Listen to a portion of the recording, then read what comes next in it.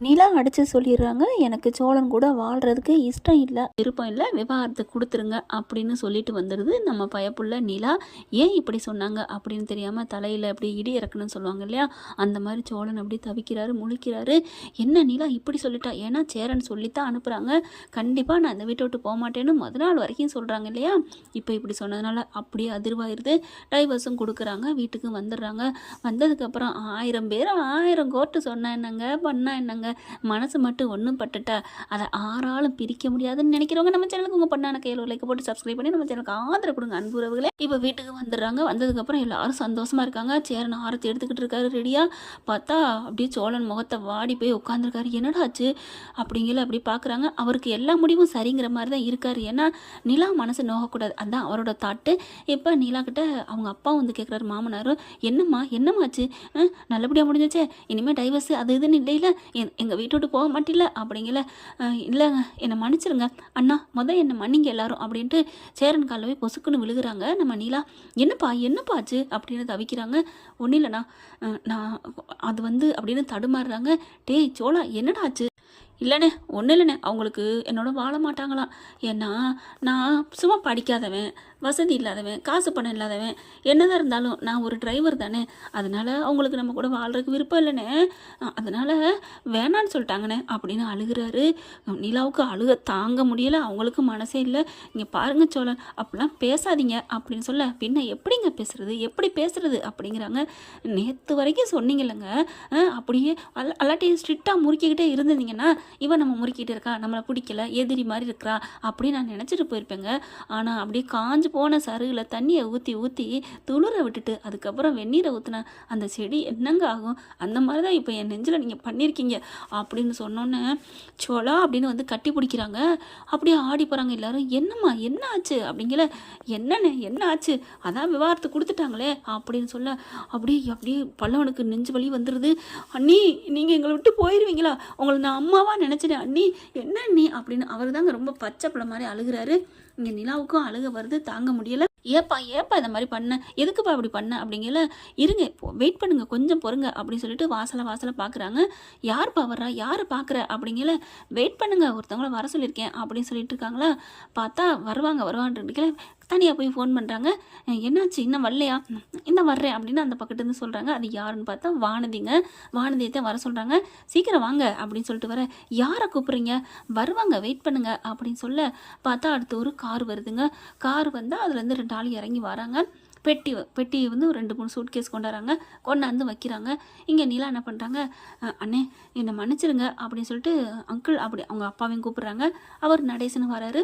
எல்லோரும் நிற்கிறாங்க. அதுக்கப்புறம் என்ன பண்ணுறாங்க, நான் உள்ளுக்கு போய் என் துணிமணிலாம் எடுத்துகிட்டு வரட்டுமா, சரி அது இருக்கட்டும், இப்போ ஒன்றும் இல்லை அப்படின்னு சொல்லிட்டு என்ன பண்ணுறாங்க, அந்த பையெல்லாம் எடுக்கிறாங்க. யாருப்பா இவங்க, என்ன சூட்கேஸ் கொண்டாந்துருக்காங்க, யாருக்காரு என்ன அப்படின்னு சொல்லல பார்க்குறாங்க. எல்லோரும் பார்க்க ஒரு மாதிரி ஆகுது. கடைசியாக அவங்க அப்பா இறங்குறாரு. அப்பா பார்த்தோன்னா தூக்கி வாரி போடுது சோழனுக்கு. நிலா, என்ன உங்கள் அப்பா, அப்போது அவருக்கு கொஞ்சம் புரிய வருதுங்க. ப்ளீஸ் கொஞ்சம் பொறுமையாக இருங்க அப்படின்னு சொல்லிட்டு என்ன பண்ணுறாங்க, சூட்கேஸ்லேருந்து பணத்தை எடுக்கிறாங்க. பணத்தை எடுத்து பார்த்தோன்னே ஆடி போகிறார் சேரன். எதுக்குப்பா, என்னப்பா, அண்ணே நான் சொல்கிற தயவு செஞ்சு பொறுமையாக கேளுங்க அப்படின்னு சொல்லிட்டு ஒரு 10 லட்ச ரூபா கட்டை எடுத்து வைக்கிறாரு. 25 லட்ச ரூபா கேட்டாங்க இல்லையா, அதனால் மறுபடியும் சூட்கேஸ்லேருந்து எடுக்கிறாங்க. யாருக்கு சோழன் சவால் விட்டு வந்தார் இல்லையா, அந்த பொண்ணுக்கு இது நீங்கள் வந்து சந்தாவுக்காக 6 மாதம் வரைக்கும்லாம் பொறுக்க வேணாம், வெயிட் பண்ண வேணாம், இந்த வச்சு கொடுக்குற பணம் வச்சுக்கோங்க. சோழன் அங்கே சவால் விட்டு வந்திருக்காரு, அந்த வாக்கை காப்பாற்றுறது என்னோட கடமை. எதுக்கு காப்பாற்றணும், ஏன் காப்பாற்றணும், நானே உங்கள் புருஷன் இல்லை, புருஷன் கொடுத்த வாக்கையே காப்பாற்றுறதுக்கு தவிக்கிறாங்க, மாட்டேன்ட்டு போகிறாங்க இந்த காலத்தில். நீங்கள் எதுக்கு மேடம் அப்படி சொல்ல, ப்ளீஸ் சோழா என்னை வந்து கொல்லாதீங்க அப்படின்னு சொல்லிட்டு, அண்ணே இதில் ஒரு 30 லட்சம் இருக்குது, நகை பேசிட்டு வந்தார்ல, ஹலோ இன்னைக்கு 1.25 லட்சம் ஒரு பவுனு அப்படின்னு சொல்ல, சரி சோழன் இப்போ பயங்கரமாக பேசுகிறாரு. ஆனால் நிலா அமைதியாக இருக்காங்க, ஏன்னா தப்பு பண்ணுறோம் அப்படிங்கிறதுனால. அதுக்கப்புறம் இன்னொரு 10 லட்சத்தை வச்சு 40 லட்சத்தை கொடுக்குறாங்க, வச்சுக்கோங்க அப்படின்னு சொல்லி. என்னப்பா ஏன்ப்பா ப்ளீஸ் நான் அப்படி சொல்ல. அப்புறம் நடேசனை பார்க்குறாங்க. அங்கிள் நீங்கள் இந்தாங்க அப்படின்னு சொல்லிட்டு நகை 4 லட்சத்துக்கு வச்சிங்கல்ல, அப்புறம் வேற என்ன கடை இருக்கா அப்படிங்கிற. எதுக்குப்பா, அதெல்லாம் வேணாப்பா, எனக்கு காசு முக்கியம் இல்லைப்பா, நீ தான்ப்பா எனக்கு முக்கியம் அப்படிங்கிறாங்க. அங்கிள் சொல்கிறத கேளுங்க அப்படின்னு சொல்லிட்டு 4 லட்சத்தை கொடுக்குறாங்க. அதுக்கப்புறம் இந்தாங்க எக்ஸ்ட்ரா வேணால் காசு வச்சுக்கோங்க, அதெல்லாம் வேணாப்பா எனக்கு காசு பிடிங்க அப்படின்னு சொல்லி கொடுக்குறாங்க. அடுத்து வாசலை பார்க்க யார் வர்றாங்க அப்படிங்கிற. பாண்டி என்ன பண்ணுறாங்க, யார் நிலா, ஏங்க ஏங்க அப்படிங்கிறாரு. கரெக்டாக வானதி வருது. வானதியை பார்த்தோன்னே என்ன வானதி வர்றா அப்படின்னு பார்க்க வானதி வருது. வாங்க வாங்க வா வானதி, ஏன் இவ்வளோ லேட்டு? இங்கே பாருங்கள், அர்ஜென்ட்டு, சீக்கிரம் சீரியஸ்ன்னு நீங்கள் கால் பண்ணீங்க, அதனால வந்திருக்கேன். என்ன விஷயம்? எனக்கு அங்கே அர்ஜென்ட்டாக 100 வேலை இருக்குது தலைக்கு மேலே அப்படின்னு சொல்ல, இங்கே வா அப்படின்னு வானதியை கூப்பிட்டு வராங்க. கொண்டாந்து பாண்டிக்கிட்டு வர, என்னை விடுங்க அப்படின்னு சொல்லி இப்படி தள்ளுறாங்க வானதி. ப்ளீஸ் வானதி, சொல்கிறத கேளு வா அப்படின்னு சொல்லிட்டு பாண்டி கையில் பிடிச்சி கொடுக்குறாங்க. என்ன என் கையில் பிடிச்சி கொடுக்குறீங்க? எனக்கு பிடிச்சி கொடுக்குறதுக்கு எங்கள் அம்மா இன்னொரு கை தேடிட்டாங்க. ப்ளீஸ் வானதி, சொல்கிறத கேளு, இங்கே பாரு அப்படின்னு சொல்லிட்டு டைவர்ஸ் பத்திரத்தை காமிக்கிறாங்க. என்ன இது, என்ன பத்திரம் அப்படின்னு வானதி கேட்க, இது டைவர்ஸ் பத்திரம் அப்படின்னு சொல்ல, யாருக்கு? வேறு யாருக்கு இந்த வீட்டில் கல்யாணம் ஆயிருக்கு? எனக்கும் என் சோழனுக்கு தான். சோழனுக்கு அப்படியே உருகி போகிறாருங்க. ஏன் சோழன் அப்படின்னு சொல்கிறதுக்கு ஏன் சோழனுக்கெல்லாம் சொல்கிறாளே, ஆனால் மாட்டேங்கிறாளே, ஏண்டி உன் மனசில் என்னடி இருக்குது அப்படின்னு நினைக்கிறாங்க. அடுத்து இங்கே பாரு வானதி, நான் இங்கே இருக்கிறது உனக்கு கஷ்டமாக இருக்குது. நீ என்னை வேண்டாம் விருப்பான்னு நினைக்கல, இருந்தாலும் நீ நினச்ச மாதிரி நான் டுபாக்கூர் கல்யாணம் சொல்லிட்டு இருக்கேன். அதனால் என்னால் இந்த வீட்டில் யாருக்கும் நல்லது நடக்கலை. என்னப்பா அப்படிலாம் சொல்கிற அப்படின்னு ஒன்றா எல்லாரும் சொல்கிறாங்க. சேரன், அவங்க அப்பா, பாண்டி எல்லாருமே, நீ இல்லாமல் அந்த வீட்டுக்கே நல்லது நடக்க வச்சிருக்க, நீ இல்லாமல் இந்த வீட்டில் நல்லது நடந்தது இல்லைம்மா. ஒரு தீபாவளி கொண்டாடுனதில், ஒரு பொங்கல் கொண்டாடுனதில், ஏன் நிம்மதியாக எங்களை யாருமே சாப்பிட விட்டதில்லம்மா. நீ இந்தாமல் அந்த வீட்டுக்கு நல்லது பண்ணியிருக்க, ஏமா அப்படிலாம் நினைக்கிற? அதெல்லாம் விடுங்க, பேசாமல் இருங்க அப்படின்னு சொல்லிட்டு, வானதி நான் போயிடுவேம்மா, இனிமேல் இந்த வீட்டில் இருக்க மாட்டேன். இங்கே பாரு வானதி, நான் சொல்கிறத முழுசாக கேளு. நீ யாரையும் கட்டிக்க வேணாம். நீங்கள் 2 பேரும் உண்மையாக லவ் பண்ணியிருக்கீங்க. எங்களை மாதிரி டுபாக்கூர் கல்யாணம்லாம் இல்லை அப்படிங்கிற. அடி பாவி, நானும் தானடி உன்னை உண்மையாக லவ் பண்ணுறேன், லவ் பண்ணிக்கிட்டு இருக்கேன், லவ் பண்ணுவேண்டி. ஏன் நீ இனிமேல் என்னை உண்மையாக லவ் பண்ணுறடி, இப்படி பண்ணாதடி, படுத்தாதடி அப்படின்னு சோழன் மனசுக்குள்ள நினைக்கிறாங்க. தவிக்கிறாரு. அதுக்கப்புறம் இங்கே பாரு பாண்டி, அண்ணனுக்கு சேரனண்ணாவுக்கு கல்யாணத்துக்கு இவ்வளோ கொடுக்கணும்னு சொல்லிட்டு வாக்கு கொடுத்துட்டு வந்துட்டாரு என் வீட்டுக்காரரு. அப்படிங்கல பார்க்குறாங்க சோழனை. வீட்டுக்காரன்னு சொன்னோன்னே அவருக்கு ஒரு சந்தோஷம், ஆனாலும் மனசுக்குள்ள துக்கம். அதுக்கப்புறம் சரி பாண்டி, நீ நம்ம கெத்தாக தான் பொண்ணு கேட்கணும். போயிட்டு இந்தா இதில் ஒரு 10 லட்சம் இருக்குது, வானதிக்கு தாலி எடுத்துக்கோ, மற்ற செலவுக்கெலாம் வச்சுக்கோ, இன்னொரு 10 லட்சம் கல்யாண செலவு அது இதுன்னு இருக்குது, நீ எத்தனை பவுன் நகை எடுக்கிறியோ அதெல்லாம் எனக்கு தெரியாது, இதை நீ 20 லட்சம் வச்சுக்கோ அப்படிங்கிறாங்க. பார்க்குறாங்க, அப்படியே ஆடி போகிறாங்க. என்ன, ஏம்மா, எதுக்குமா அப்படின்னு சேரன் வராரு. வானதி அப்படின்னு நடுங்கி போகிறாங்க. என்னது, நீங்கள் இந்த வீட்டை விட்டு போகிறீங்களா? ஆமாம்மா, உன்னோட ஆசை அதானே? இல்லை நிலா, அது வேணாம், உன் மனசில் இருக்கிறது அதுதானே எனக்கு தெரியும், நீ எதுவும் சமாளிக்க வேணாம், கஷ்டப்படாத. ஆனால் பாண்டி, நீ இல்லாமல் இருக்க முடியாது. அவன் எவ்வளோ விடிய ராத்திரி பூரா துடிச்சாரு தெரியுமா? வானதி இப்படி இல்லையே, ஆனால் உங்ககிட்ட சண்டை போட்டு வந்துட்டாரு, ஆனால் மனசு ராத்திரி முழுக்க வானதி வானதின்னு உன்னை போல பண்ணது எனக்கு தான் தெரியும். அதனால தான் எல்லாத்துக்கும் நான் நினச்சி முடிவு பண்ணேன், நம்ம ஒரு ஆள் போயிட்டா எல்லாரும் நல்லா இருப்பீங்க அப்படின்னு நினச்சி தான் நான் முடிவு பண்ணலான்னு நினச்சிட்டு இருக்கையிலே. ஆனால் எப்படி போகிறது? இவங்க சேரன நான் கல்யாணத்தையும் நடத்தி வச்சுட்டு போகணும், ஆனால் முடியலையே. கண்டிப்பாக உனக்கு அடுத்த மாதத்தில் பண்ணிடுவேன், உன்னை பற்றி எனக்கு தெரியும், அதனால தான் நான் யோசனை பண்ணேன் அப்படிங்கிற. சேரன் என்ன பண்ணாரு, இந்த பணம்லாம் ஏதுப்பா, எதுக்குப்பா அப்படின்னு சொல்ல, இருங்கண்ணே அப்படின்ட்டு, இங்கே பாருங்கள் இதில் மீதி காசு இருக்குது, சோழனையும் நம்ம பல்லவனையும் பார்க்குறாங்க, நீங்கள் 2 பேரும் இதை பாதி பாதி எடுத்துக்கோங்க, மொத்தம் 1 கோடி ரூபாய் எனக்கான காசு, விலை பேசின காசு அப்படின்னு சொல்ல, அவங்க அப்பா அங்கேயே நின்றுட்டு இருக்காரு கார்லே. நிலா வாப்பா சீக்கிரம், எவ்வளோ நேரம்? எல்லாத்துக்கும் வில்லன் அவன் தானோ, அந்த வில்லன் தான் காரணமா அப்படின்னு துள்ளிக்கிட்டு இப்படி வேகமாக பாண்டி கிளம்ப கையை பிடிச்சி இழுக்கிறாங்க சோழன். இருறா பேசிக்கிடுவோம் அப்படின்னு சொல்லிட்டு, என்ன நிலா, என்னப்பா இதெல்லாம் நடக்குது? ஆமாங்க, எல்லாம் கரெக்டு தான், நான் என்ன பண்ணுறது, எல்லாமே ஆண்டவனோட செயல் தான், நான் ஒன்றும் பண்ண முடியல. நான் வெளியில் வந்தேன் காலையில், பாண்டியும் வானதியும் ஒன்று சேரணும்னு நினச்சேன், பாவம் அவர் ரொம்ப புலம்பிக்கிட்டே இருந்தார், நம்ம இந்த இடத்த விட்டு போயிடுவோம் அப்படின்னு சொல்லி நினைக்கையில் எங்கள் அப்பாவா வந்தார்.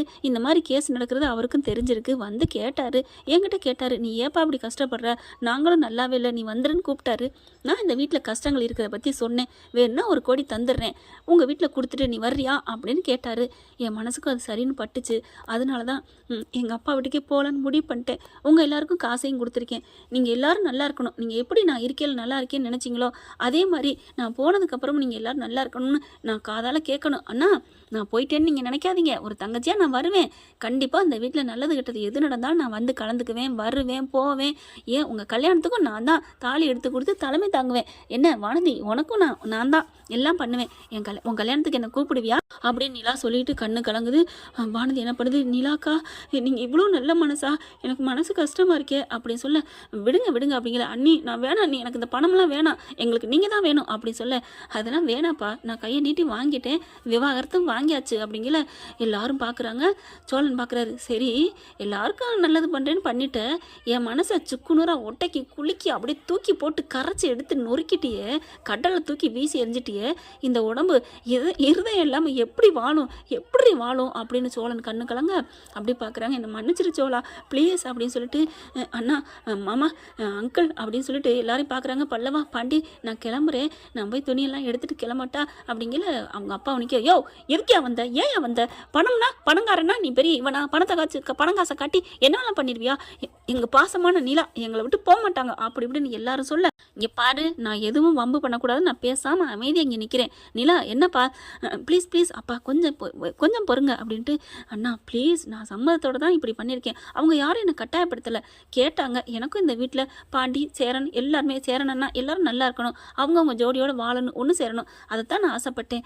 அப்போ உன் ஜோடியை மட்டும் ஏண்டி விட்டுட்டு போகிற அப்படின்னு சோழன் கேட்ட கேள்வியோடு அப்படியே உருகி போகிறாங்க. நிலாவால் ஒன்றுமே பண்ண முடியல. திரும்பி பார்க்குறாங்க.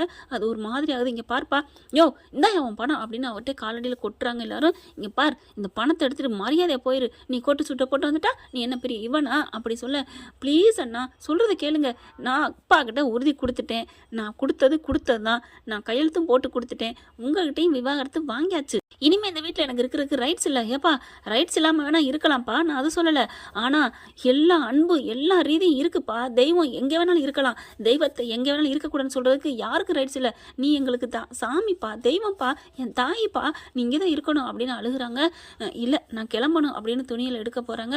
அப்படியே மறிக்கிறாரு சோழன். ஏன் நிலா இதுதான் உங்கள் பதிலா அப்படின்னு சொல்ல, இதுதான் என் முடிவு அப்படிங்கிறாங்க.